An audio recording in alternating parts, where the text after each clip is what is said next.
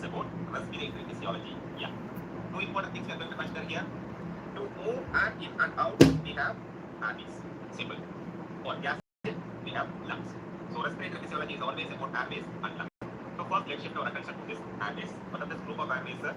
They are called a very important Weber model. Yes, Weber model. Generation of airways or the branchings of airways. The starting point is trachea, which branches to bronchi, bronchioles, terminal bronchioles. Up to this point, we have the first 16 generation of airways. Till terminal bronchioles, first 16 generation of airways, we call them simply as, remember guys, they are our conducting airways. They simply conduct air. They have no role in gas exchange. They have no role in gas exchange. For all practical purposes, the air present here is dead. No gas exchange. That is why we call them as airways. So first 16 generation till terminal bronchioles, conducting airways, no gas exchange. For all practical purposes, the air is considered to be dead. Now we move on to the last 7 generation. Respiratory bronchioles, most important, the alveolar ducts, alveolar tract. This last 7 generation of airways, we call them simply as very important alveolar airways, which are going to function as exchange airways. That is why they are also called as exchange airways. So air present here is for gas exchange. The simple definition of respiration is gas exchange. That is why they can be also called as, remember guys, respiratory airways. So last 7 generation, they are the alveolar airways which are going to perform the useful function of gas exchange, respiratory airways. So how many generation of airways are there? In total 23. First 16, conducting. Last 7, useful alveolar exchange airways. Now, first look at this conducting airways. What I told you, they are the first 16 generation. What they contain a very special structure which is none other but cilia. We are going to understand in detail about it. Presence of cilia is highly characteristic of conducting airways. Other than that, they also have two stem cells. The first one is called as basal cells. The second one is called as chlorocells. These chlorocells are extremely important for regeneration. Following any injury, we take regeneration, chlorocells. So conducting airways, two stem cells are there, basal cells and chlorocells. But it's the most unique finding you see in conducting airways. Extremely important, a special type of muscle. And that muscle is the smooth muscle. It is present in airways, that is why we will call them as airway smooth muscles. We discuss about them, remember conducting airways have airway smooth muscle. Even though we discuss about lot of points I told you, cilia is critical because the lining epithelium. Histology, what is the lining epithelium here? Pseudo-stratified columnar cells which are ciliated. Why stressing so much on cilia? Because of the critical importance of this one. The cilia is capable of movement. The ciliary movement is protective, which simply means it is going to clear the sputum particle. So clearing and expelling the sputum out, it is protective. During development, one more important function, the cilia is very critical for rotation of internal organs. For example, during development at the starting point, heart is in the right side, it should be properly rotated to the left side. This rotation of internal organs is during development a function of cilia. Which protein is going to help for ciliary movement? The name of the protein is dynein. Not only cilia, it also helps in movement of sperm and fallopian tube. So ciliary movement is always possible with the help of dynein. So simple clinical correlation. If dynein is absent, what will happen? That cilia will not move. We call it as immotile cilia syndrome. It's a broad group of disorder. One known disease under this is Stratagy syndrome. Very important. Your ciliary movement is defective. So during development, Stratagy syndrome, there is no proper rotation of internal organs. That is why we call this classic finding as situs inversus. So cilia is not moving because of absence of dynein. Organs are not rotating properly. Situs inversus. Cilia is also responsible for movement of sperm. Immotile sperm, what we call this finding as astenospermia. All the previous MCQs. Situs inversus, astenospermia, absent dynein, immotile cilia syndrome, you see in Stratagy syndrome. Now, I told you, unique finding here is the smooth muscle. See, this green color one, airway smooth muscle. Two capabilities. They can either undergo contraction or relaxation. So correspondingly, what will we see? This airway smooth muscle, if the lumen is narrowed, we call it as bronchoconstriction. When this bronchoconstriction is exaggerated, it is the basic pathophysiology in one of the most common disorder. Many people are actually suffering from this bronchial asthma. Bronchoconstriction, if it is exaggerated, bronchial asthma. For treatment of bronchial asthma, we tend to do the opposite process. Relax the bronchi, bronchodilation. What is that process? Bronchodilation for treatment of bronchial asthma. So this airway smooth muscle either undergo bronchoconstriction or bronchodilation depending upon the stimulus, depending upon the agent acting. What are those agents? Next question. Is obviously first bronchoconstriction. The effect of autonomic nervous system is very important, my dear ones. Bronchoconstriction is brought about by parasympathetic. Other than that, acetylcholine means parasympathetic. Very important in histamine, bronchoconstrictor. Are they most important? Definitely no. Who is most important? Leukotrienes. Out of all the chemicals, the most potent bronchoconstrictor is leukotrienes. What about the opposite process of bronchodilation? Which component of autonomic nervous system? For bronchodilation, sympathetic. Very critical pharmacology, beta 2. Sympathetic beta 2 action is bronchodilation. Then, universal relaxing agent, nitric oxide, nitrous cell, bronchi, everywhere relaxation, and finally prostaglandins. So these chemical names are very important. Parasympathetic is constriction, sympathetic is dilation. Most potent bronchoconstrictor is leukotrienes. See, now, from conducting airways, let's move into alveolar airways.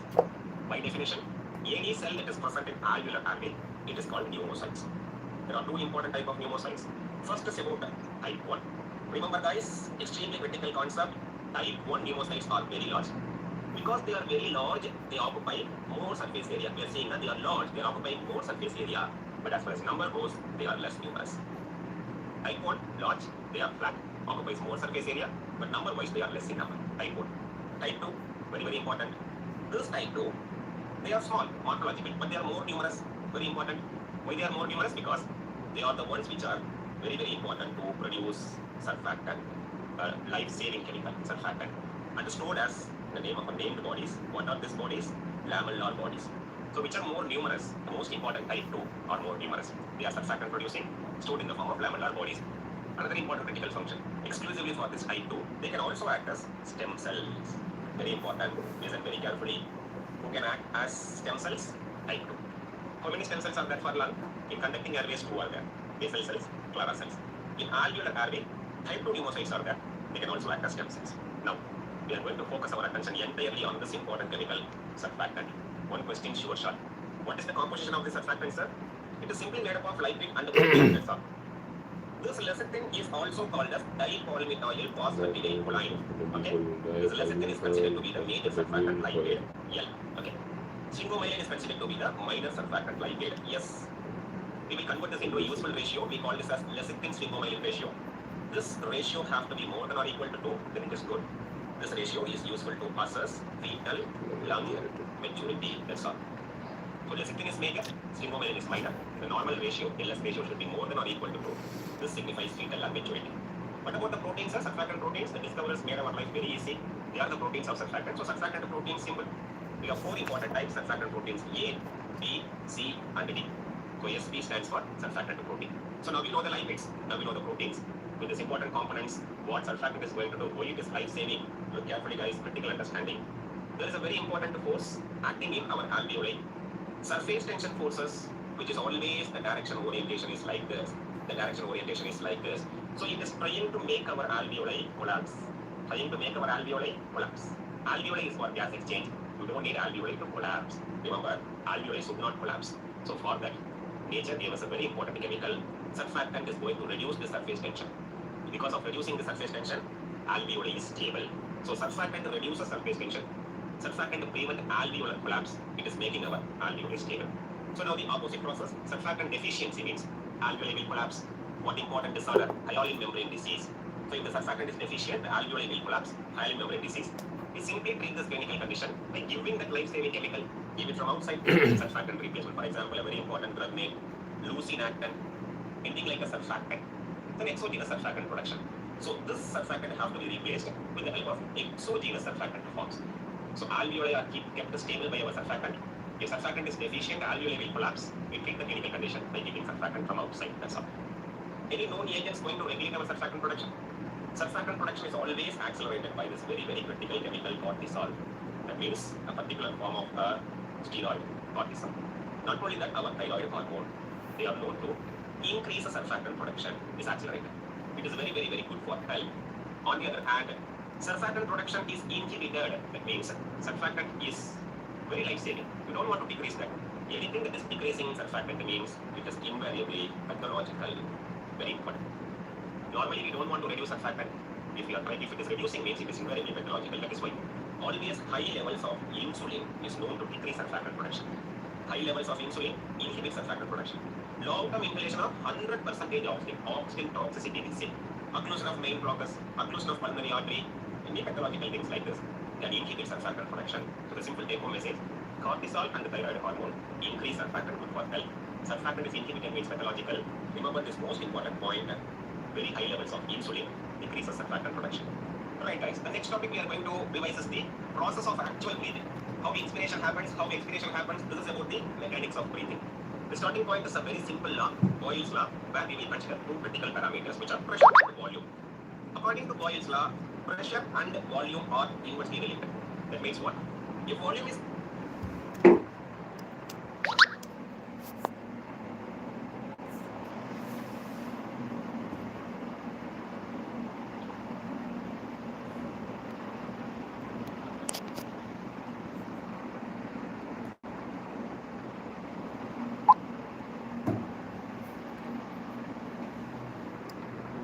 increasing means pressure must fall. That's all. Pressure and volume are inversely related. Our basic processes during inspiration, we must remember volume will increase, taking air inside, pressure will decrease. Inspiration. During expiration, we are expiring the air out. So volume will decrease, pressure will increase. According to which law? Boyle's law. Pressure and volume are inversely related. Now we are going to consider this pressure factor. Three important pressures. First is the pressure at the level of pleura. Intrapleural pressure at rest is a negative value, that is minus 2.5 millimeters of mercury.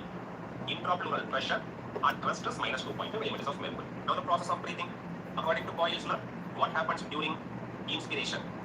Volume increases, pressure must decrease. So this intrapleural pressure will decrease to a value of minus 6 millimeters of mercury. What happens during expiration? Volume decreases, intrapleural pressure must rise. Intrapleural pressure rises to the original value of minus 2.5. What happens during forceful expiration? The only point of time our intrapleural pressure can reach a positive value. Forceful expiration. What I told you? Intrapleural pressure at rest, minus 2.5 millimeters of mercury. During inspiration, it falls to minus 6. During expiration, it rises back again to minus 2.5. During forceful expiration, intrapleural pressure can hit a positive value. So the first pressure is intrapleural pressure. Second is at the level of alveoli. The same Boyle's law we are going to apply, but look into this diagram for alveolar pressure changes. The downward part is inspiration. The upward part is expiration. The midpoint is 0. During inspiration, it goes to minus 1 millimeters of mercury. During expiration, it rises to plus 1 millimeters of mercury. Now the question is alveolar pressure. During inspiration, end of inspiration. During expiration, end of expiration. So during inspiration, what I told you, the value is minus 1 millimeters of mercury. At the end of inspiration, it is coming to 0. Okay, end of inspiration coming to 0. During expiration, it is going to what value? Plus 1 millimeters of mercury. End of expiration, it is coming again back to 0. So alveolar pressure during inspiration minus 1. During expiration plus 1. So the second pressure is alveolar pressure. The third pressure, to remember this, a very useful mnemonic, that is TAP. What does TAP stands for, sir? Transpulmonary pressure is the difference of alveolar pressure and intrapleural pressure. TAP. Transpulmonary pressure.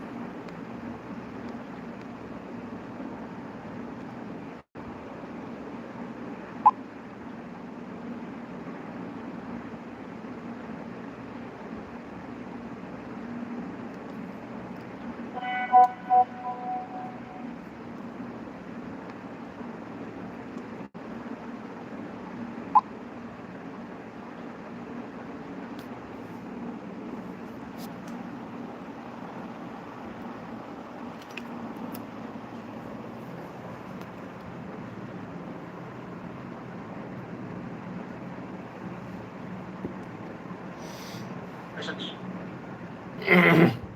So alveolar pressure during inspiration -1, during expiration +1. So the second pressure is alveolar pressure. The third pressure, to remember this, a very useful mnemonic, that is TAP. What does TAP stands for, sir? Transpulmonary pressure is the difference of alveolar pressure minus intrapleural pressure. TAP. Transpulmonary pressure equals alveolar minus pleural pressure. So what are the three pressures we have considered? Intrapleural pressure changes, alveolar pressure changes, transpulmonary pressure. Transpulmonary pressure is TAP because transpulmonary pressure equals alveolar minus pleural pressure. Next important concept here, a picture-based MCQ, it is about the lung compliance. Look into this beautiful graph. It is none other but the relationship between pressure and volume in lung. What is lung compliance, sir? Pressure, volume, relationship. Look here, guys, this part of the graph is inspiration. This part of the graph is expiration. Take home message. The direction of inspiration and expiration are opposite. What I told you? Direction of inspiration and expiration are opposite. So inspiration is coming in this direction. Expiration is coming back in this direction. What is this difference called as? The difference in the trajectory, they say. Direction of inspiration and expiration opposite. We call this phenomenon as hysteresis. This phenomenon is called as hysteresis. Next important point. How do you calculate compliance? It is none other but the slope. That's all. Change in volume for the given change in pressure. That means compliance equals change in volume, delta V divided by change in pressure, delta V. Delta V by delta V. Change in volume by change in pressure. When the compliance is greatest, this is the critical understanding. This lung compliance is always greatest during inspiration or expiration. We'll look at the graph and take a simple example. Look here. For a given pressure change here, this is the change that is seen during inspiration. This is the change in volume that is seen during expiration. So thus, change in volume that is more during expiration. The compliance is always greatest during expiration. Very important. For a given pressure change, the volume change is actually more during expiration. For a given pressure change, the volume change is high.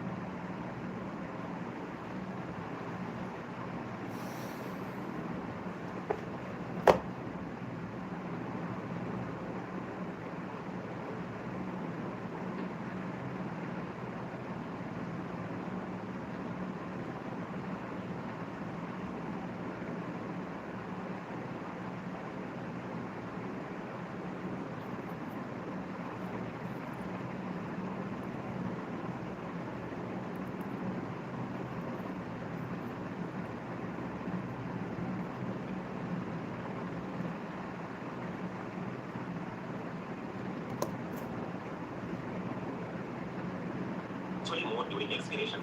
Compliance is greatest during expiration. Simple. Now this compliance graph we are going to compare between two lungs. The first one is air-filled lungs. That means this. But this saline-filled lung, there is no hysteresis. Why, sir? Yes, there is hysteresis in air-filled lung. There is no hysteresis in saline-filled lung because there is a saline wash abolished air fluid interface. There is no air fluid interface. That means there is no surface tension forces. Hysteresis. That's the simple meaning. So in air-filled lung, there is a surface tension force. There is a hysteresis. But in saline washed lung, the air fluid interface is abolished. In saline-filled lung, there are no surface tension forces.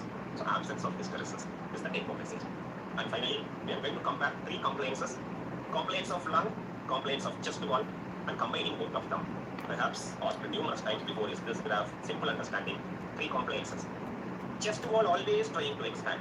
So chest wall is the expanding force. So where is the complaints graph? This compliance is for chest wall. It is the expanding force. Lung always trying to collapse.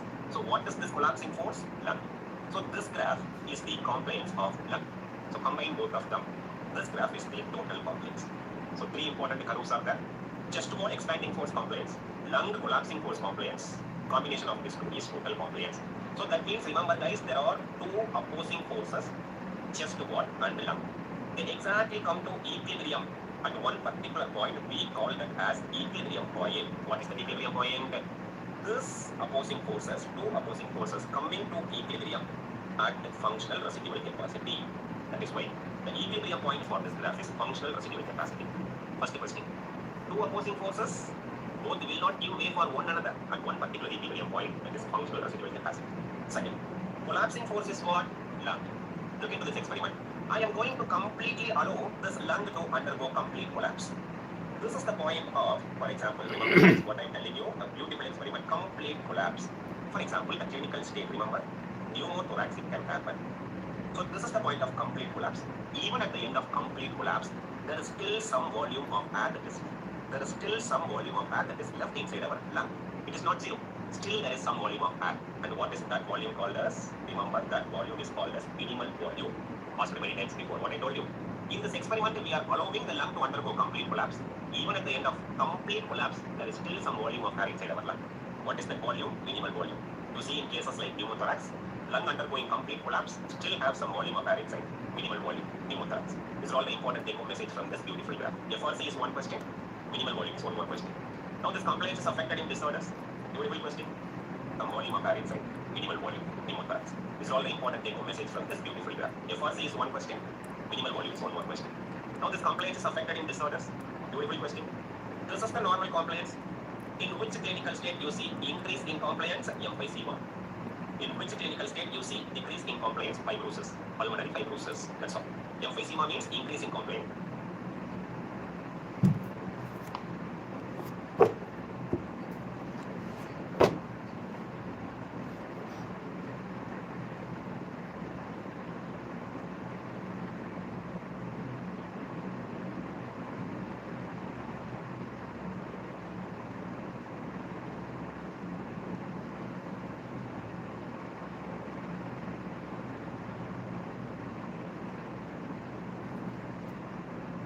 Pulmonary fibrosis, decrease in complaints. In between these two, you have the normal lung complaints. Alright guys, now the next topic we are going to revise is about an investigation. And what is that investigation, sir? Very basic one, very important. It is about spirometry, where we will estimate lung volumes and the capacities. Let's look into these names. Static lung volumes and capacities, where we are going to look for 4 volumes and 4 capacities. That's all. Now follow my discussion carefully. What are these 4 volumes, sir? The first one is the resting tidal volume. The normal breathing which we are doing now. How much is this tidal volume, sir? Which is usually 500 ml. Normally breathing, tidal volume 500 ml. Now, whoever watching this video, I'm asking you to stand up and jump. You are doing an exercise. Is this 500 ml sufficient now? Definitely no. During exercise, we have certain reserves. We have a reserve for inspiration. This is the second one. Inspiratory reserve volume, which is normally around 2 to 3 liters. Okay? Reserve for inspiration, inspiratory reserve volume. In the same token, there is a reserve for expiration. What is that called as expiratory reserve volume, which is usually around 1.3 liters. Tidal volume is 500 ml. Inspiratory reserve is 2 to 3 liters. Expiratory reserve is 1.3 liters. So that even at the end of maximal expiration, you cannot expire all the air out. Even at the end of maximal expiration, still some volume of air remaining inside our lung. We call that as the fourth one, residual volume, which is 1.2 liters. Normal resting breathing, tidal volume. During exercise, reserve for inspiration, reserve for expiration. Even at the end of maximal expiration, still some volume of air remains inside my lung. That is residual volume 1.2 liters. 4 volumes. What about the 4 capacities, sir? Look here. The first one is called as inspiratory capacity, which is the combination of tidal volume and inspiratory reserve volume. Inspiratory capacity means it is the combination of tidal volume and inspiratory reserve volume. We don't call it expiratory capacity. We are going to call that as the second one, functional residual capacity. Look here. Functional residual capacity means expiratory reserve volume plus residual volume. That means it roughly comes around 1.3 plus 1.2, which equals 2.5 liters. Functional residual capacity is the combination of expiratory reserve and residual volume. They will ask you this most important question. What is this functional residual capacity? Sir, it is from here to here. Look at this point. What it is clearly written here, resting expiration. That means at the end of normal air expiration, the volume of air that is left is functional residual capacity. At the end of normal expiration, it is functional residual capacity. At the end of maximal expiration, it is residual volume. At the end of normal expiration, FRC. At the end of maximal expiration, residual volume.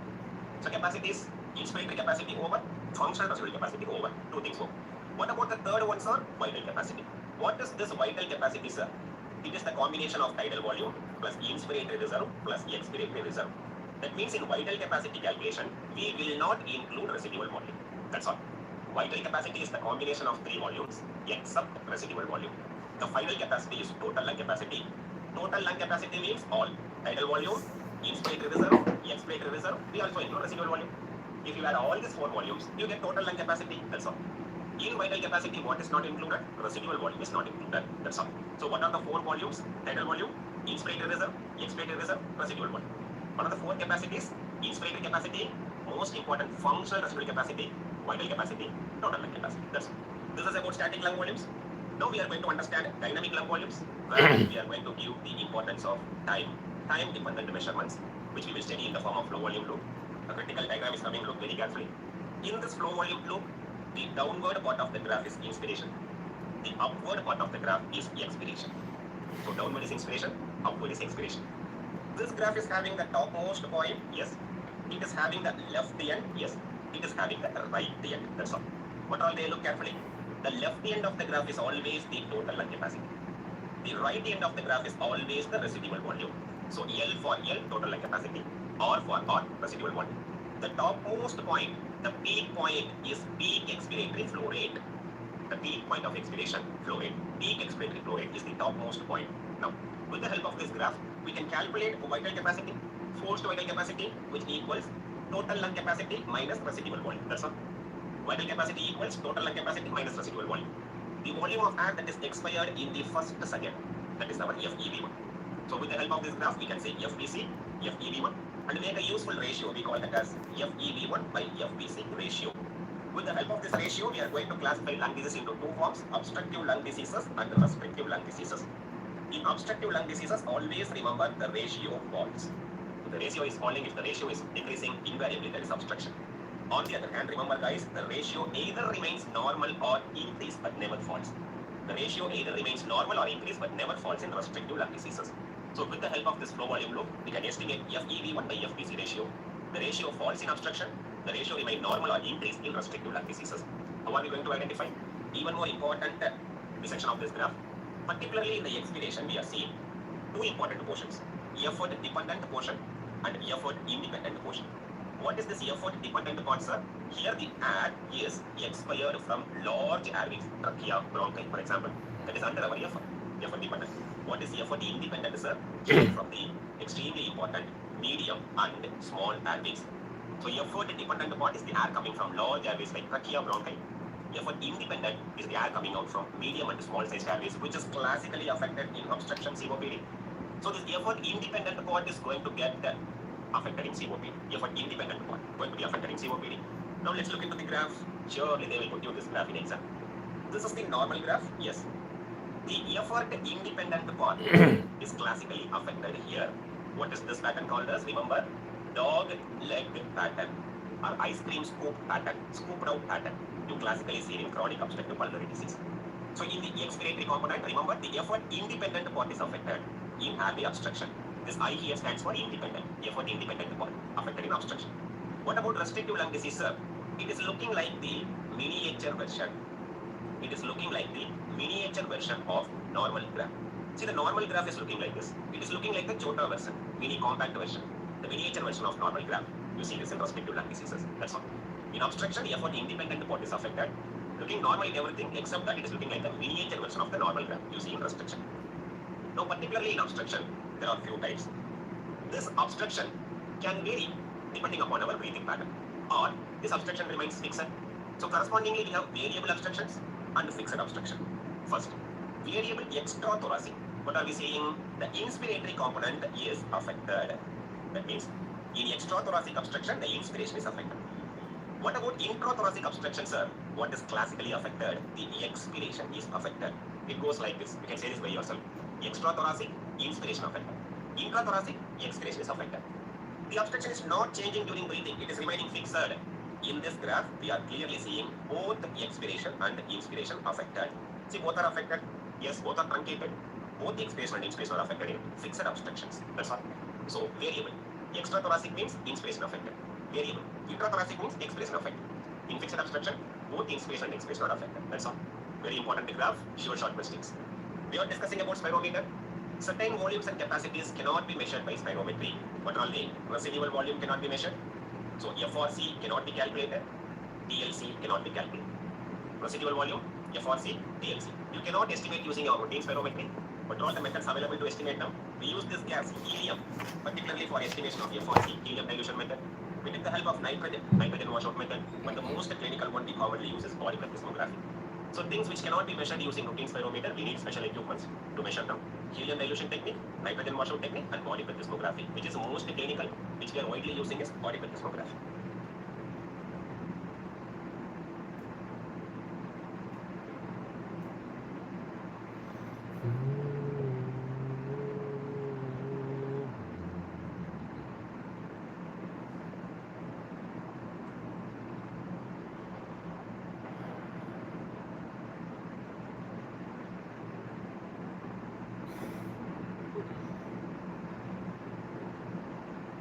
Alright guys, now we are going to understand about two important processes.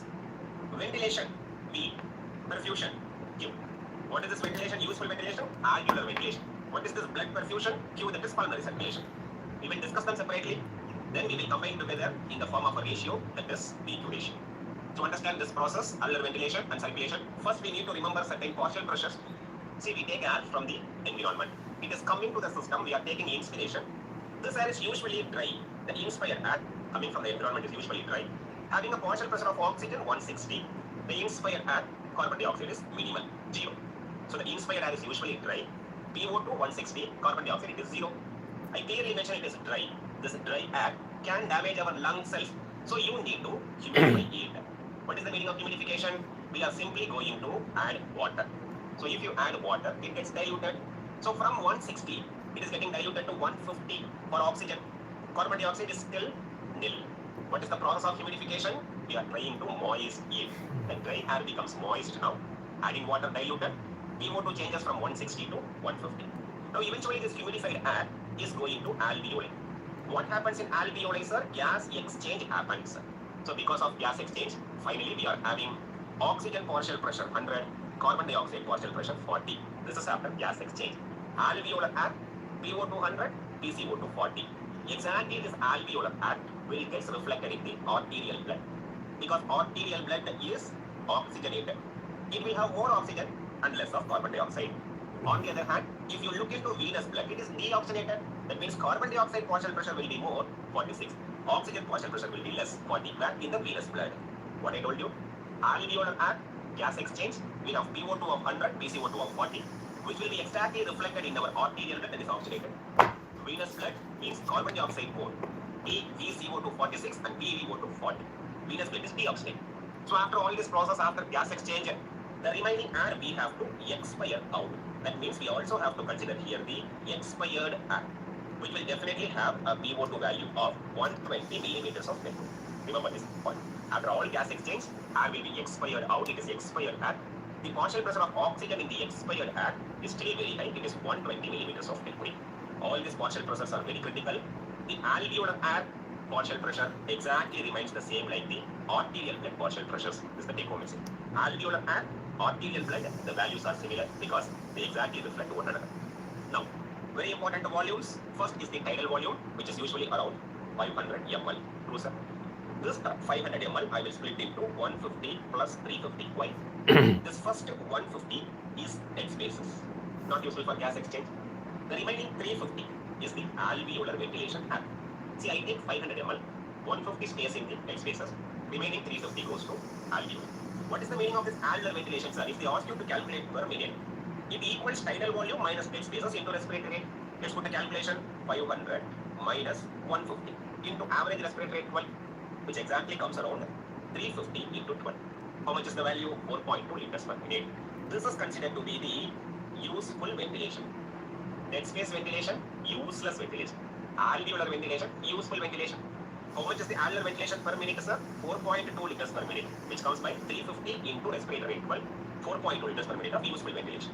Alveolar ventilation. What about the useless ventilation, sir? That is dead space ventilation. You understand that? A very important ratio.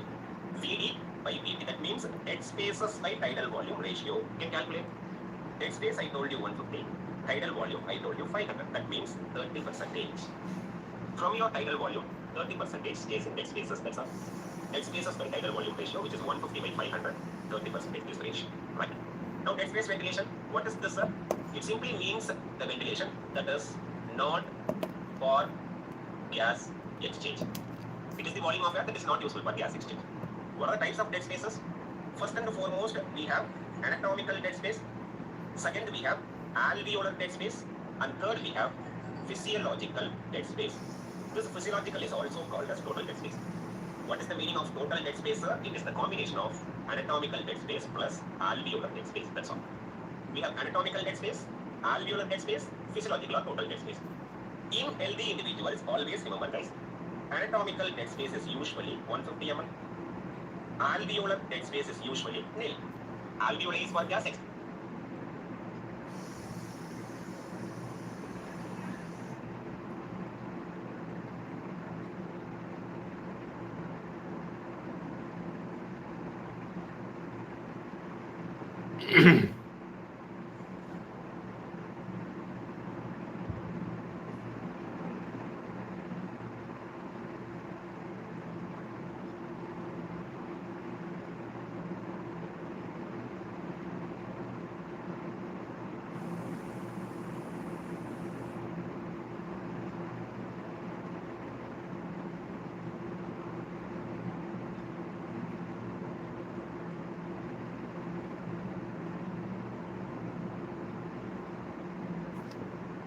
You don't need any dead spaces there in healthy individuals. If there is a diseased alveoli, pathologically you can get a dead space there. In healthy individuals, alveolar dead space is usually nil. Anatomical dead space is 150, alveolar is nil. So all healthy individuals. Look very carefully what is the concept. Physiological dead space equals 150 ml plus 0, which equals 150 ml. It is for this reason we say in all healthy individuals, anatomical dead space equals physiological dead space. What is physiological or total dead space? Anatomical plus alveolar. So in healthy individuals it is 150. So in all healthy individuals, anatomical dead space equals physiological dead space. How are we going to measure this dead spaces, sir? For anatomical dead space, we have a very important gas, nitrogen. We call this as, remember, single breath nitrogen method, very important, which is also called as Fowler's method. So gas useful for estimating anatomical dead space, nitrogen. Single breath nitrogen method or Fowler's method. For physiological dead space, calculation based MCQ. We have an equation, Bohr's equation. Where in the exam question paper, they will give you tidal volume.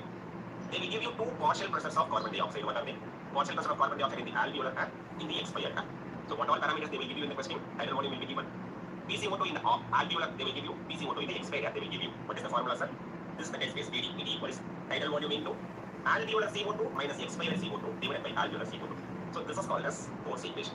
Dead space equals tidal volume into alveolar CO2 minus expired CO2 divided by alveolar CO2. Remember this formula? These are all the points for ventilation. Alveolar ventilation, dead space ventilation. Now let's move into perfusion. What is perfusion, sir? Blood, the Q factor. Okay. This is pulmonary circulation, which is usually around 5.5 liters per minute, but it is the oxygenated, the entire blood is now going to the heart for oxygenation. Pulmonary circulation is the oxygen blood of 5.3 liters per minute. See, it is having a huge blood flow, 5.5 liters. How to hold this? What are the special features of this pulmonary circulation? It is very highly indispensable to hold such huge volume. It is having a low pressure system. This high indispensability, low pressure is characteristic of pulmonary circulation. This pulmonary circulation in lung will have certain zones based on partial pressure of alveoli, pressure in the alveoli, pressure in the pulmonary artery, and pressure in the pulmonary vein. There are three important zones. What are these zones? We have zone 1, exclusively seen in the apex. We have zone 2, mainly seen in the middle region. And we have zone 3, exclusively seen in the base region. This apex is always having a minimal blood flow. This middle region will have intermittent blood flow, which is also called as, remember guys, water called effect. It is only in the base region we will see, remember, continuous blood flow. So 3 zones. Apex is having minimal blood flow. Middle is having intermittent blood flow, also called waterfall effect. In the base, there is continuous blood flow. So lung zones are 3 in number: apex, middle, base. That's all. This is about the Q factor, circulation. We discussed them so far separately, and we also see the special features of pulmonary circulation. One of the special features of this pulmonary circulation is its response to hypoxia.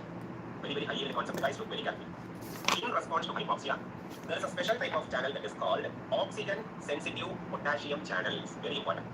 This oxygen-sensitive potassium channel closes. In response to hypoxia, oxygen-sensitive potassium channel closes, leading to accumulation of potassium. Potassium is positive. This leads to a state like depolarization. This depolarization is going to open certain special type of calcium channels. This calcium channel will act in blood vessel and causes vasoconstriction. So in response to hypoxia, lung is the only organ that undergoes vasoconstriction. Unique finding. In response to hypoxia, lung is the only organ undergoing vasoconstriction. How? There is a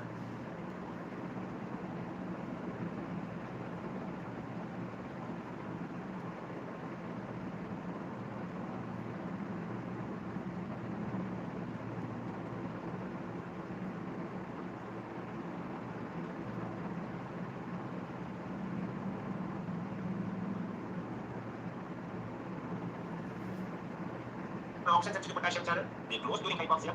Potassium accumulation, depolarization, calcium ions coming inside, vasoconstriction. Hypoxia-induced vasoconstriction in lung. Right. So let's combine ventilation and perfusion together in the form of VQ ratio. Alveolar ventilation 4.2 liters per minute. Pulmonary blood flow is around 5.5 liters per minute. So VQ ratio 4.2 divided by 5.5, which is exactly around 0.8. Where do you see this value? You see this value mainly in the middle regions of lung. Where VQ ratio is highest, it is highest at the level of apex. For example, close to 3.3. It is lowest at the level of base, the value is 0.6. The normal VQ 0.8, you see in middle region. Apex, it is highest, the ratio 3.3. Base, it is lowest, VQ ratio 0.6. Very important. Now this is about ventilation and perfusion matching. When you will get disease, if there is a mismatch, you need to understand that ventilation perfusion mismatches. First scenario, there is only ventilation, there is no perfusion. That means what? VQ ratio. Only ventilation.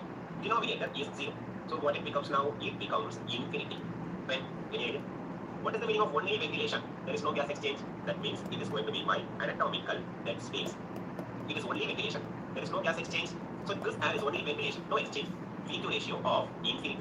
Where will you see anatomical dead space? Second, why there is no perfusion? Look into this blood vessel. This blood vessel is occluded because of pulmonary embolism. Very simple logic. Pulmonary embolism, occluding this blood vessel, no blood flow. What happened to the ratio? Infinity. अभी ये stream and हो जाएगी, तो उसके बाद अगर आपको वापस से देखना तो subscribe to my channel, and after 15 minutes we will be back. VQ ratio infinity in anatomical dead space in pulmonary embolism. What about the second important concept? VQ mismatch. There is no ventilation but only perfusion. That means V by Q ratio, no ventilation. That means 0 by Q. The ratio is 0. When the ratio becomes 0, any guess? Any idea? There is only blood, and this blood This is the Neet PG question. And one more important thing. When there is no ventilation, here the airways are going to get affected by some obstruction. No air. What is this, sir? This is our foreign body obstruction. So when the VQ ratio becomes 0, in shunted blood and foreign body obstruction, these are the extremes. Simple take home message. VQ ratio infinity means anatomical dead space, pulmonary embolism. VQ ratio 0 means shunted blood, foreign body obstruction. Very important concept, VQ ratio. Okay, so